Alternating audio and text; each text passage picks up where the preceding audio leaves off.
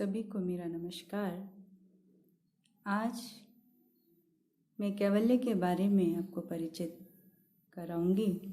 कैवल्य क्या है? कैवल्य योग की एक उच्च अवस्था है जिसे भिन्न भिन्न दार्शनिकों ने अपने ज्ञान के आधार पर, अनुभव के आधार पर अलग अलग नाम से और अलग अलग तरह से वर्णित किया है। आज हम बात करेंगे महर्षि पतंजलि जी के अनुसार कैवल्य क्या है। कैवल्य जैसे कि मोक्ष, मुक्ति, अपवर्ग, उच्च अवस्था के नाम से जाना जाता है, एक ऐसी स्थिति है जो योग की सर्वोच्च स्थिति है, जिसमें जो साधक है, अभ्यासी है, जन्म मरण के चक्रव्यूह से मुक्त हो जाता है। इसीलिए इसको मुक्ति भी कहा जाता है। मुक्ति किससे? जन्म मरण के चक्रव्यूह से मुक्ति। एक ऐसी स्थिति जिसमें किसी प्रकार का कोई भी दुख व्यक्ति विशेष को नहीं रहता। उसके समस्त प्रकार के दुखों से उसे छुटकारा मिल जाता है। यही योग का परम लक्ष्य भी है। हम यदि पुरुषार्थ की बात करें, जो हमारे धर्म ग्रंथों में जिसका वर्णन मिलता है, पुरुषार्थ चतुष्टय, व्यक्ति के जीवन के 4 पुरुषार्थ की बात की जाती है। धर्म, अर्थ, काम, मोक्ष की जीवन भर वह 4 चीजों के लिए प्रयास करता है। प्रयास करना भी चाहिए। वो चार उद्देश्य, 4 पुरुषार्थ क्या हैं? धर्म है, धर्म के लिए कार्य करना चाहिए। धर्मशील, धर्मानुकूल होकर कार्य करना चाहिए। अर्थ, धर्म के अनुसार ही, धर्मानुशयी होके, धर्म के आधार पर ही हमें अर्थ की प्राप्ति करनी चाहिए। हमें धन संचय करना चाहिए। अपनी आवश्यकताओं की पूर्ति के लिए आर्थिक रूप से बलवान भी बनना चाहिए, ताकि हम अपने जीवन की, अपने कर्तव्य को अच्छे से निभा पाएं, अपने जीवन की आवश्यकताओं को पूर्ण कर पाएं। उसके लिए आर्थिक व्यवस्था जरूरी है। वो अर्थ कमाना है, धन कमाना है, संपत्ति कमानी है, ताकि हम अपने जीवन का निर्वाह कर पाएं, अपनी जिम्मेदारियों को पूर्ण कर पाएं। लेकिन वह कैसा होना चाहिए? धर्म के अनुसार। धर्म, अर्थ, काम, अपनी इच्छाओं की पूर्ति के लिए निरंतर व्यक्ति प्रयास करता है। वह इच्छाएं कैसी होनी चाहिए? धर्म के अनुसार होनी चाहिए। धर्म हमें कल्याण मार्ग की ओर ले जाता है, और हम जिन कामनाओं की पूर्ति के लिए प्रयास करें, वो कामनाएं हमारे धर्म के अनुरूप, धर्म के अनुसार ही होनी चाहिए। उन्हीं में हमारा कल्याण है। अधर्म मार्ग में चलाने वाली और अधर्म से प्रभावित कामनाएं हमारा पतन करती हैं। उसके बाद आता है मोक्ष। इन सब चीजों का निर्वाह करते हुए, संसाधनों से अपनी पूर्ति करते हुए, जीवन जीते हुए हमारा परम लक्ष्य है मोक्ष की प्राप्ति। हमारा ध्येय ऐसा होना चाहिए कि हम हमारे जीवन में मोक्ष को प्राप्त करें। जीवन की समस्त क्रियाविधि धर्म और मोक्ष के दायरे में ही होनी चाहिए।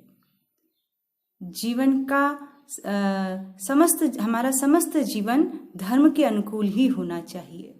वो धर्म के अनुकूल जिया गया जीवन हमें मुक्ति मार्ग की ओर, मोक्ष मार्ग की ओर ले जाता है। और हमारी सोच भी ऐसी होनी चाहिए कि धर्म के अनुसार जीवन जीते हुए हम मुक्ति को प्राप्त करें। हमारी कामनाएं, हमारा धन धर्म के अनुसार हम कमाएं, धर्म के अनुसार ही होना चाहिए। और इस तरह से जीवन जीते हुए हम मुक्ति को प्राप्त करें। तो वो मुक्ति, वो मोक्ष है क्या? उसके बारे में महर्षि पतंजलि जी हमें बताते हैं, और विभिन्न दार्शनिकों ने अपने अनुभव के आधार पर उस मुक्ति के बारे में चर्चा भी करी है। आज हम महर्षि पतंजलि जी के अनुसार मुक्ति को समझने का प्रयास करेंगे। तो मुक्ति को महर्षि पतंजलि जी ने कैवल्य नाम दिया, उसको बोला कैवल्य। कैवल्य का शाब्दिक अर्थ होता है केवल, केवल यानी कि अकेला। जैसा कि योग से जुड़े विद्यार्थी, योग से जुड़े लोग इस विषय को शायद जानते होंगे कि जो योग का दार्शनिक पक्ष है वो बताता है कि पुरुष और प्रकृति के मिलने से समस्त सृष्टि का निर्माण हुआ है। समस्त सृष्टि दो मुख्य मूल तत्वों के मिलने से बनी है, पुरुष यानी कि चेतन तत्व, आत्म तत्व, आत्मा, प्रकृति यानी कि जड़ तत्व। तो जब पुरुष अज्ञानता के कारण प्रकृति के संपर्क में आता है तो अपने आप को प्रकृति स्वरूप ही समझने लगता है, जो कि वास्तविकता नहीं है। अपने आप को जड़ तत्व से मिला हुआ समझ जड़ स्वरूप ही समझने लगता है। वास्तविकता ये है वह चेतन तत्व इन समस्त प्रकार के जड़ तत्व से प्रभावित क्रिया विधियों से परे होता है, सुख दुख से परे होता है, निर्विकार होता है, चेतन होता है। लेकिन अज्ञानता के कारण प्रकृति के संपर्क में आने पर वह अपने आप में ये सब चीजों को समझता है। मैं भय युक्त हूँ, क्रोध युक्त हूँ, काम युक्त हूँ, सुख दुख का अनुभव करने वाला हूँ, भोगता हूँ, जबकि वह निर्विकार है, वो न करता है न भोगता है, पर वो हमें ऐसा लगता है।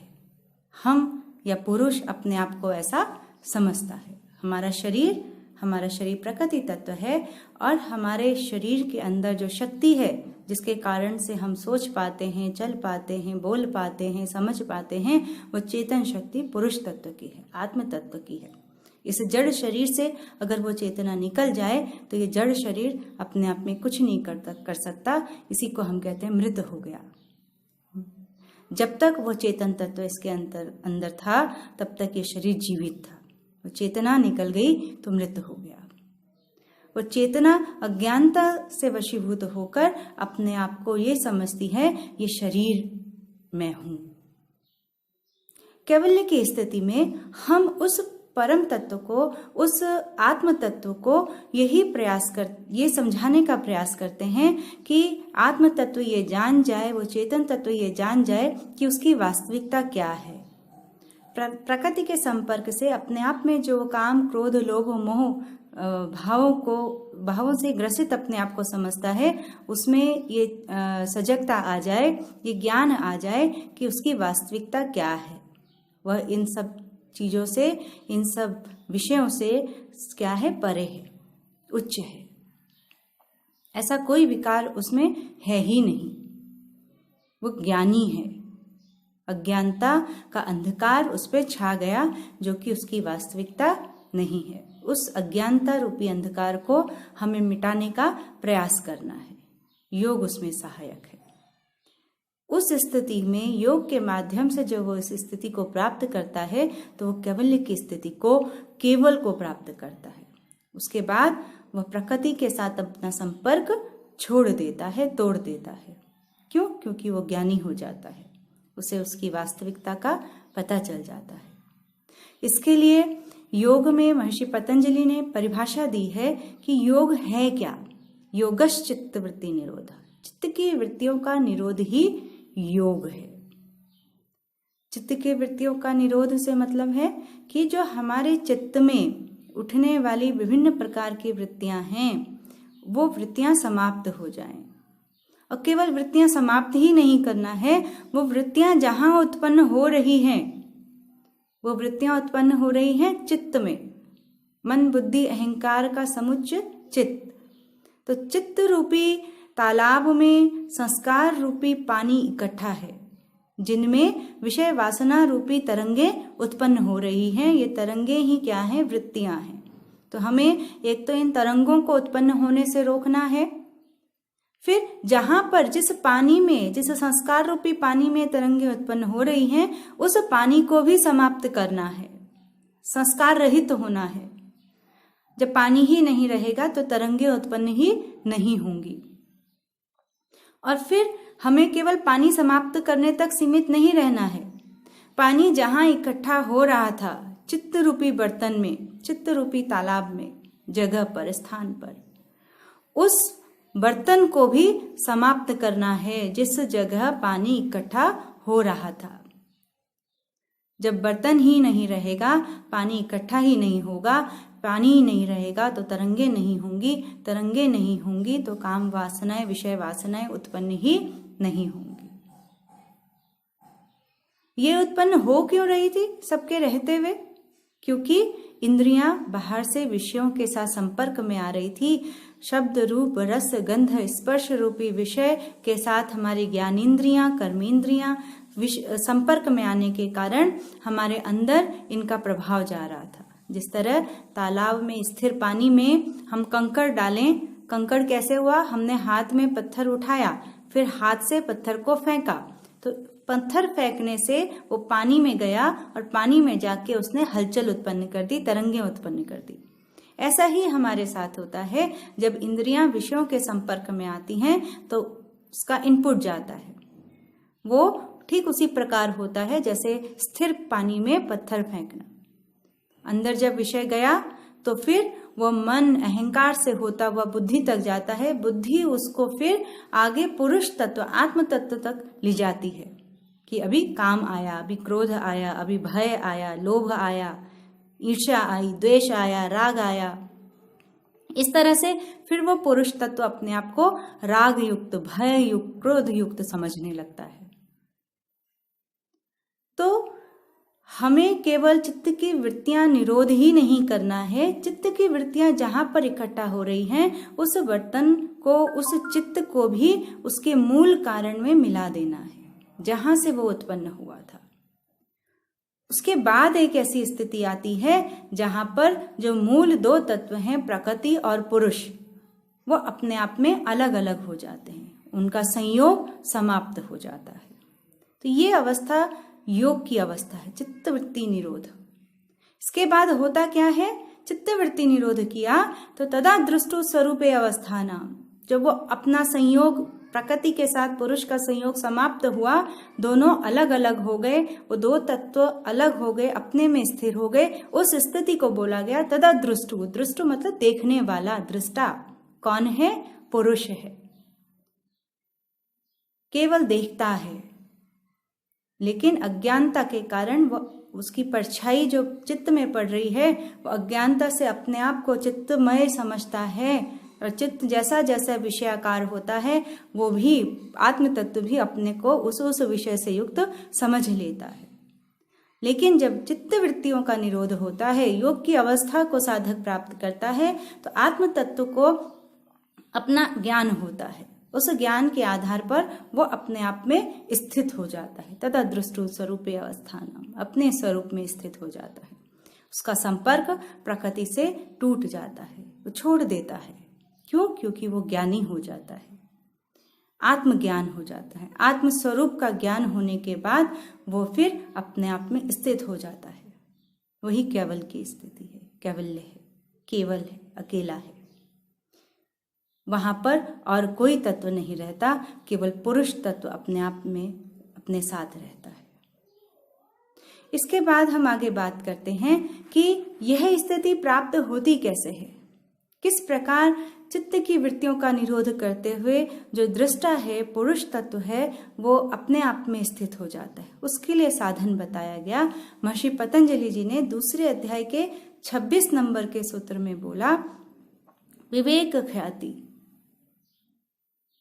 विवेक ख्याति के माध्यम से, विवेक ज्ञान के माध्यम से वह अपने अंदर उत्पन्न जो दुख है, दुख का कारण है, वो सब समाप्त कर देता है। उन दुख के कारण को समाप्त कर, दुख निवृत्ति कर अपने आप में स्थित हो जाता है। उसके लिए जो साधन बनता है, जो उपाय है, वो क्या है? विवेक ख्याति। विवेक ख्याति जो कि ज्ञान की पराकाष्ठा है, ज्ञान का उच्च स्तर है। वो सामान्य ज्ञान से कहीं ऊंचा है और कुछ अलग है। कुछ अलग इस तरह से आप ऐसे समझिए जैसे कि एक दूरी को मापने के लिए दूरी मापक यंत्र की आवश्यकता होती है। जिससे हम दूरी को नाप सकते हैं। सामान्य दूरी को नापने के लिए तो यंत्र काम करता है, लेकिन अगर हम बोलें चंद्रमा की दूरी नापनी है, सूर्य की दूरी नापनी है, तो उस दूरी को सामान्य यंत्र के माध्यम से हम नहीं नाप सकते। उसके लिए विशेष गणना की, विशेष नीति की जरूरत है। एक और उदाहरण देती हूं, जैसे हमें भार नापना है, तो भार के लिए भार मापक यंत्र की आवश्यकता पड़ती है। लेकिन अगर हम बोले हमें पृथ्वी का भार नापना है, तो सामान्य यंत्र के माध्यम से हम उसका भार नहीं नाप सकते। उसके लिए एक विशेष गणना की, विशेष यंत्र की, विशेष तकनीक की जरूरत पड़ेगी। ऐसे ही कुछ विवेक ख्याति है कि जो कि सामान्य ज्ञान से बहुत अलग है। सामान्य ज्ञान, किताबी ज्ञान, सहज ज्ञान को हम सामान्य बुद्धि से जान सकते हैं, पर जो विवेक ख्याति वाला ज्ञान है, जो हमें आत्मा परमात्मा तत्व ज्ञान का अनुभव कराता है, उससे परिचित कराता है, वो सामान्य ज्ञान से कहीं अलग है। वो ऐसा ज्ञान है जिस ज्ञान की प्राप्ति के बाद कुछ और जानने के लिए बचता ही नहीं है, व्यक्ति सर्वज्ञ हो जाता है। ऐसा समझिए, सामान्य बुद्धि से, सामान्य बुद्धि इस तरह काम करती है जैसे कि एक टॉर्च की लाइट में चीजों को समझना। टॉर्च की लाइट, उसकी सीमा है, उस सीमा में रहते हुए जो प्रकाश जा रहा है वो विषय के थोड़े बहुत ज्ञान से हमें परिचित कराता है। एक कमरे में अगर हम टॉर्च से वस्तुओं को या कमरे की स्थिति को देखना चाहें तो बहुत टाइम लगेगा और बहुत सीमित रूप से हम उसको जान पाएंगे। लेकिन उसी कमरे में अगर ट्यूबलाइट जला दी जाए, हॉलोजन जला दी जाए, तो क्या होगा? कमरे के अंदर रखी हुई एक एक वस्तु की स्थिति का हमें पूर्ण रूप से ज्ञान होगा। किसी भी वस्तु को समझने के लिए, कमरे की स्थिति को समझने के लिए अब कोई भी संशय बाकी नहीं रहेगा, पूर्ण स्थिति का ज्ञान। तो ऐसा ही कुछ होता है विवेक ख्याति से। जब हम विवेक ख्याति के माध्यम से ज्ञान की प्राप्ति करते हैं तो हमें किसी भी तत्व को जानने में, किसी भी तत्व के परिचय में या पूर्ण तत्व को जानने में कोई भी संशय नहीं रहता, चाहे वो स्थूल रूप हो, चाहे वो सूक्ष्म रूप हो। ब्रह्मांड में, संसार में, विश्व में जानने वाले पदार्थ कम पड़ जाते हैं। अब कुछ जानने के लिए बाकी ही नहीं रहता, ऐसी स्थिति हो जाती है। जहां पर सामान्य बुद्धि नहीं जा सकती, विवेक ख्याति के माध्यम से हम सूक्ष्म, अति सूक्ष्म तत्व से भी परिचित हो जाते हैं, उसका साक्षात्कार हो जाता है। अति सूक्ष्म और श्रेष्ठ तत्व हमारा आत्म तत्व, चेतन तत्व। हम विवेक ख्याति के माध्यम से आत्म स्वरूप का भी ज्ञान कर लेते हैं, जिसमें सामान्य बुद्धि पूर्ण रूप से सफलता प्राप्त नहीं कर सकती। विवेक ख्याति उस ज्ञान को, उस आत्म स्वरूप से परिचित कराने के लिए साधन है, एक उपाय है। तो विवेक ख्याति हमें कैवल्य मार्ग में आगे ले जाने के लिए साधन बनता है। इसके साथ ही साथ हम आगे बात करते हैं कि कैवल्य के योग दर्शन में कैवल्य के किन किन सूत्रों से महर्षि पतंजलि कैवल्य तत्व को समझाने का प्रयास करते हैं।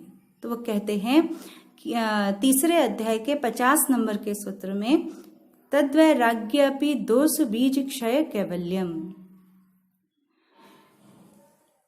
जितनी भी प्रकार की सिद्धियों की बात तीसरे अध्याय में महर्षि पतंजलि जी ने करी है, धारणा, ध्यान, समाधि, समाधि से संयम, संयम के माध्यम से हम भिन्न भिन्न शक्तियों को प्राप्त करते हैं, सिद्धियों को प्राप्त करते हैं। उड़ने की शक्ति, बड़ा होने की शक्ति, छोटा होने की शक्ति, भूत भविष्य की जानकारी की शक्ति। तो अनेक प्रकार के विषयों में, पंच तत्वों में, इंद्रियों में भिन्न भिन्न और उच्च स्तरीय शक्तियों को प्राप्त कर हम सिद्धि युक्त हो जाते हैं। लेकिन क्या सिद्धियों में लगे रहना या सिद्धियां प्राप्त करना योग का लक्ष्य है? नहीं।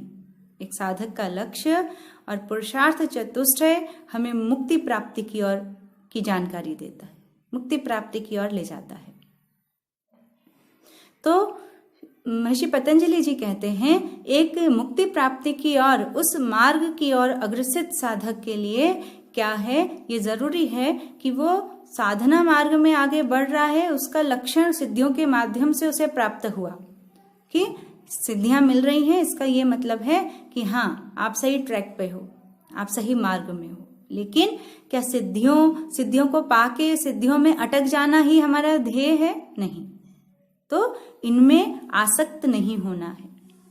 प्राप्त शक्तियों में भी क्या करना है? वैराग्य करना है, राग रहित होना है। इनके आकर्षण में अगर साधक फंस जाएगा तो फिर अपने लक्ष्य को प्राप्त नहीं कर पाएगा, भटक जाएगा मार्ग। तो तद्वैराग्यपि दोष बीज क्षय कैवल्यम। इन शक्तियों में, इन सिद्धियों में भी क्या करना है? वैराग्य करना है। तो जब इनसे वैराग्य हो जाएगा तो क्या होगा? दोष बीज क्षय। हमारे चित्त में जो संस्कार उत्पन्न हैं, वो संस्कार हमें कर्म करने के लिए प्रेरित करते हैं, वही कर्म नए संस्कारों को भी बनाते हैं। इस तरह से संस्कार कभी समाप्त होते ही नहीं है। संस्कारों का कर्म भोग सिद्धांत चलता रहता है। कर्म सिद्धांत के आधार पर भोग भी होता रहता है। ऐसे ही पता नहीं कितने जन्म अभी तक हमारे हो चुके हैं, और जो स्टोरेज है, जो संग्रह है संस्कारों का, पता नहीं कितने जन्म और होंगे। निरंतर ये प्रक्रिया चलती रहेगी। तो जब हम संस्कारों से रहित होते हैं तो धीरे धीरे हमारे संस्कार रूपी दोष, संस्कार का आधार गुण रूपी दोष, इवन ज्ञान रूपी दोष, इन सब से हम क्या हो जाते हैं? मुक्त हो जाते हैं। हमारा चित्त मलिनता रहित हो जाता है। ये दोष युक्त रहेगा तो मलिन रहेगा।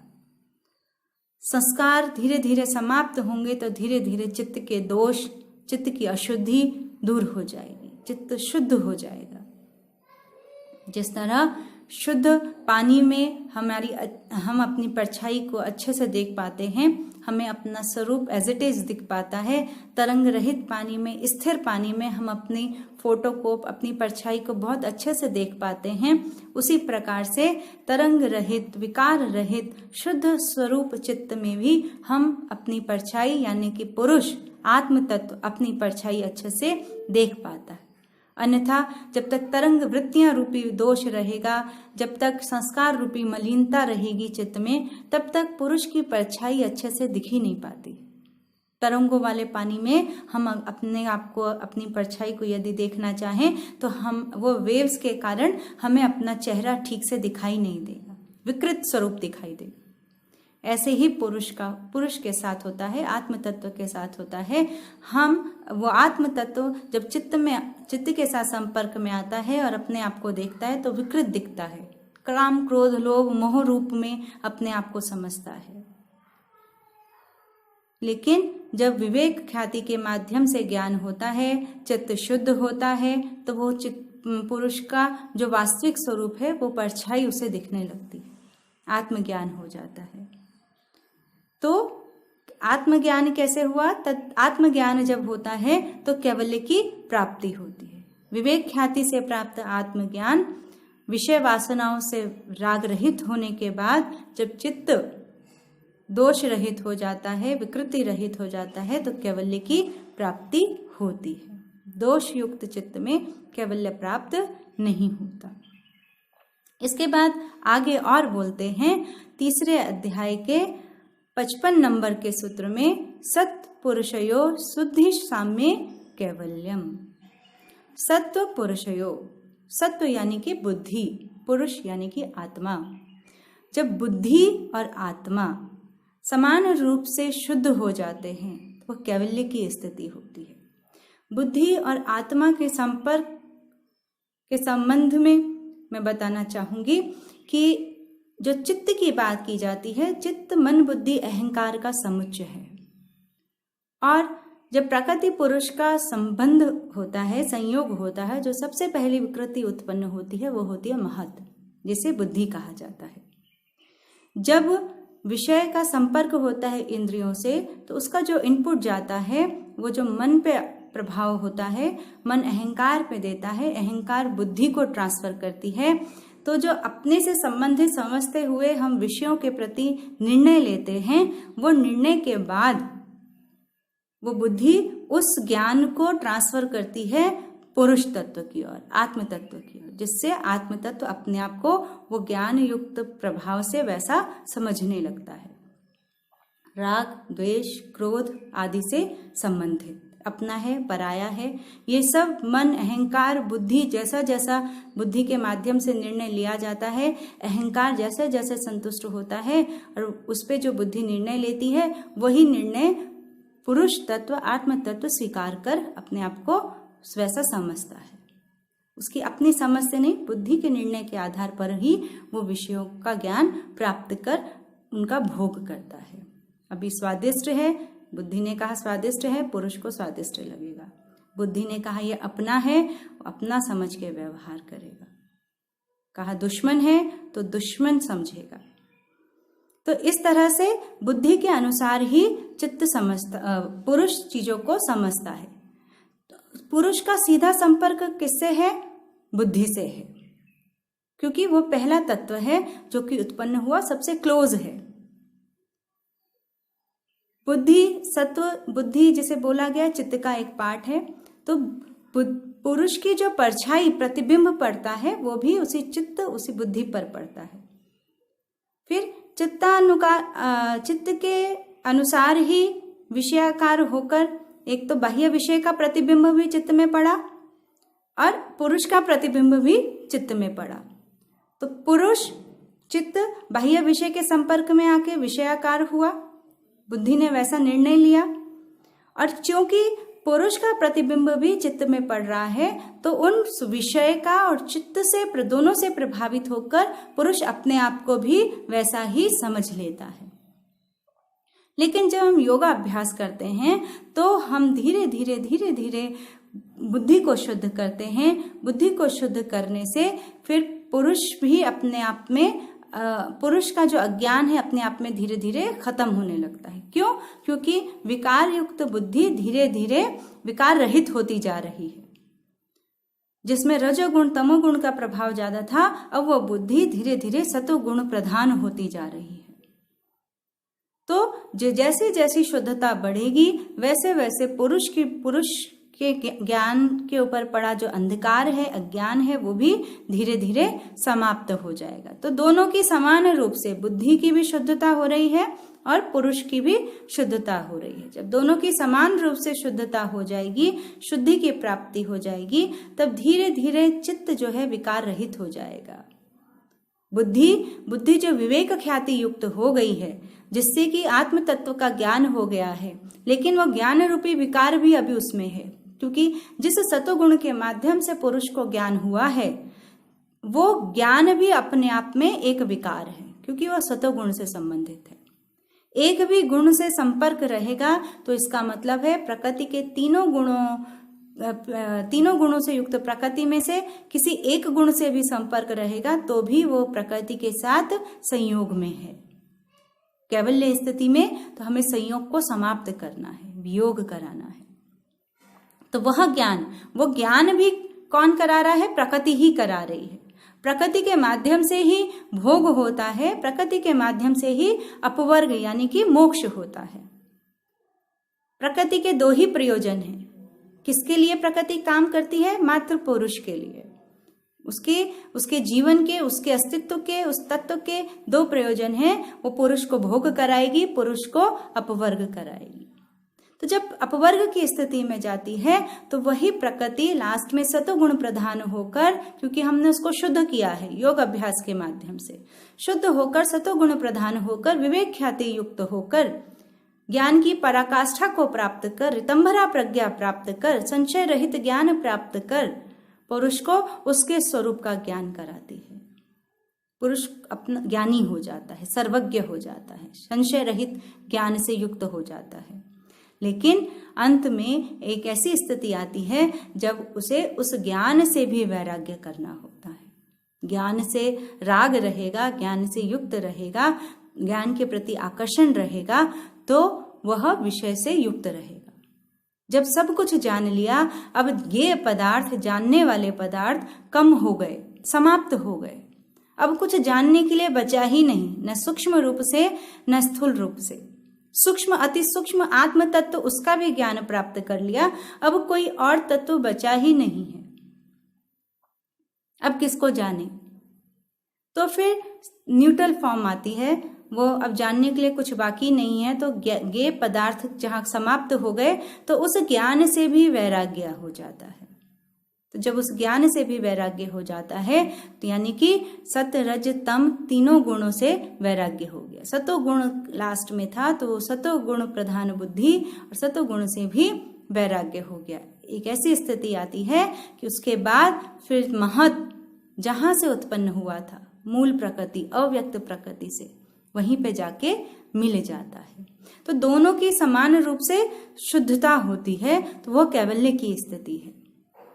बुद्धि से भी फिर पुरुष का संपर्क समाप्त हुआ, बुद्धि अपने कारण में मिल गई, वो जिसका कार्य थी वो उस कारण में मिल गई और पुरुष अपने आप में स्थित हो गया, स्वरूप अवस्था में को प्राप्त हो गया। कैवल्य की स्थिति है। इसके साथ ही साथ चौथे अध्याय के अंतिम सूत्र 34 नंबर के सूत्र में भी कैवल्य की परिभाषा दी गई है। क्या बोला गया? पुरुषार्थ शून्यानाम। पुरुषार्थ किसका? पुरुषार्थ मूल प्रकृति का। क्या पुरुषार्थ? 3 गुणों की साम्य अवस्था मूल प्रकृति है। इन 3 गुणों की साम्य अवस्था जब भंग होती है तो अलग अलग तत्वों का निर्माण होता है, जिसमें पहला तत्व महत। ये अलग अलग तत्वों का निर्माण क्यों हुआ? क्योंकि प्रकृति के 2 प्रयोजन हैं, भोग और अपवर्ग। तो भोग कराने के लिए प्रकृति अपने को व्यक्त रूप में लाना शुरू करती है, महत बनाती है, अहंकार बनाती है। अहंकार 11 इंद्रियां बनाता है, तन्मात्राएं बनती हैं, पंचमहाभूत बनते हैं। इस तरह से 23 तत्वों का निर्माण करती है प्रकृति। भोग कराती है, एक एक तत्व को खोल खोल के सामने लाती है, पुरुष के समक्ष रखती है, ताकि पुरुष उनका अनुभव करे, उनका भोग करे। जब वो भोग प्रक्रिया पूरी हो जाती है, फिर वही प्रकृति उसको सर्ग से प्रतिसर्ग की ओर ले जाती है। अब वो उसको अपवर्ग मुक्ति मार्ग की ओर अग्रसित करती है कि अब सब वही प्रकृति उसको कल्याण मार्ग की ओर, अपवर्ग की ओर ले जाती है। पुरुषार्थ शून्यानाम कहा गया, जब प्रकृति के ये पुरुषार्थ भोग और अपवर्ग किसके माध्यम से हो रहा था? 3 गुणों की अवस्था के माध्यम से। 3 गुण अलग अलग रूप में व्यक्त होकर पुरुष को भोग करा रहे थे और फिर अपवर्ग कराया। सर्ग प्रक्रिया चली, फिर प्रतिसर्ग प्रक्रिया चली, तो पुरुषार्थ शून्य हो गया, अब कोई प्रयोजन नहीं बचा। फिर कह रहे हैं गुणानाम प्रतिप्रसव। जो पुरुषार्थ शून्य हो गया, अब जो साधन थे, 3 गुण थे जिनके माध्यम से सारी प्रक्रिया चल रही थी, जो सभी चीजों का आधार थे, तो गुणानाम प्रतिप्रसव, वो 3 गुण अपने मूल कारण में मिल गए। प्रतिप्रसव, प्रसव यानी कि उत्पत्ति, प्रतिप्रसव यानी कि जो जहां से उत्पन्न हुआ वहीं पे मिल जाए। तो ये 3 गुण मूल प्रकृति का ही स्वरूप थे और फिर अंत में ये मूल प्रकृति पे ही मिल जाते हैं। फिर कह रहे हैं कैवल्यम स्वरूप प्रतिष्ठा, यही कैवल्य है और स्वरूप प्रतिष्ठा हो जाती है। वाह चित्त शक्ति रेति, जो चेतन शक्ति है, चेतना है, उसकी अपने स्वरूप में प्रतिष्ठा हो जाती है, वही स्थिति। तदा दृष्टु स्वरूपे अवस्थानाम, दृष्टा अपने स्वरूप में स्थित हो जाता है। यही स्थिति क्या है? कैवल्य है। इस तरह से कैवल्य की बात महर्षि पतंजलि जी करते हैं। अलग अलग सूत्रों के माध्यम से वो केवल तत्व को समझाने का प्रयास करते हैं, जो कि योग का परम लक्ष्य है। ये ठीक इस प्रकार से होता है जहां पर जिस तरह से भिन्न भिन्न नदियां भिन्न भिन्न क्षेत्रों से बहती हुई अलग रूप वाली, अलग अलग नाम वाली, सब अंत में जाके सागर में मिल जाती हैं, जिसमें वो अपना नाम, रूप, स्वरूप सब कुछ समाप्त कर देती है। उनका अपना कोई अस्तित्व नहीं बचता। वह सब किसमें मिल जाती हैं? सागर में। सागर के स्वरूप में ही घुल मिल जाती हैं। जिसमें उनका अपना स्वरूप समाप्त हो जाता है। ठीक उस प्रकार जिस प्रकार नमक पानी में मिल जाता है, नमक का अपना अस्तित्व लय हो गया, समाप्त हो गया, पानी के स्वरूप वाला ही हो गया। उसी प्रकार से सागरमय हो जाती हैं समस्त नदियां, अलग अलग स्वरूप वाली, अलग अलग नाम वाली, भिन्न भिन्न जगहों से चलने वाली, अनेकों दूरियां तय करने वाली ये नदियां अंत में जाके सागर में मिल जाती हैं, एक हो जाती हैं। एक ही नाम फिर होता है सागर, समुद्र। ठीक इसी प्रकार से जो पुरुष तत्व है, अनेक पुरुष तत्व है, पुरुष अनेक है। अनेक पुरुष तत्व जब कैवल्य को प्राप्त करते हैं तो भिन्न भिन्न स्वरूप, भिन्न भिन्न व्यक्तित्व वाले, चित्त वाले सब अपने अपने आप में, अपने मूल स्वरूप में स्थित हो जाते हैं, जो एक ही है, चेतन स्वरूप, जिसमें किसी प्रकार का कोई बंधन फिर नहीं बचता, किसी प्रकार का कोई कर्म संस्कार नहीं रहता, कोई कर्म संस्कार का भोग नहीं बचता, किसी प्रकार का जन्म नहीं होता, किसी प्रकार का कोई मरण नहीं होता। कोई वासना, कर्म संस्कारों से उत्पन्न हुई समस्त वासनाएं साधक की, व्यक्ति की समाप्त हो जाती है, कैवल्य की स्थिति। हम जब ग्रंथों का अध्ययन करते हैं तो हमें पता चलता है ये कैवल्य भी दो तरह का होता है, जीवन मुक्ति और विदेह मुक्ति। जीवित रहते हुए भी व्यक्ति कैवल्य युक्त होता है, मुक्ति युक्त होता है, मुक्त होता है। क्यों? क्योंकि वो जीवित रहता है, अपने कर्तव्य कर्म को करता है, लेकिन किसी प्रकार के कर्म में वो संस्कारों को नहीं बनाता। विवेकानंद, रामकृष्ण परमहंस ऐसे व्यक्तित्व हैं, ऐसे उदाहरण हैं हमारे बीच, जो कल्याण के लिए, संसार के कल्याण के लिए, उन्नति के लिए प्रकट होते हैं, लेकिन किसी प्रकार के कर्म संस्कार के बंधन में नहीं बनते, हर तरह के बंधन से मुक्त होते। विदेह मुक्ति जब जीवन मुक्ति शरीर रहते हुए भी व्यक्ति मुक्त रहे, लेकिन विदेह मुक्ति जब शरीर छूटता है तो शरीर के साथ ही मुक्ति होती है। तो इस तरह से कैवल्य के बारे में महर्षि पतंजलि जी ने चर्चा करी, जिसका आज हमने परिचय आपको दिया। इसी के साथ धन्यवाद।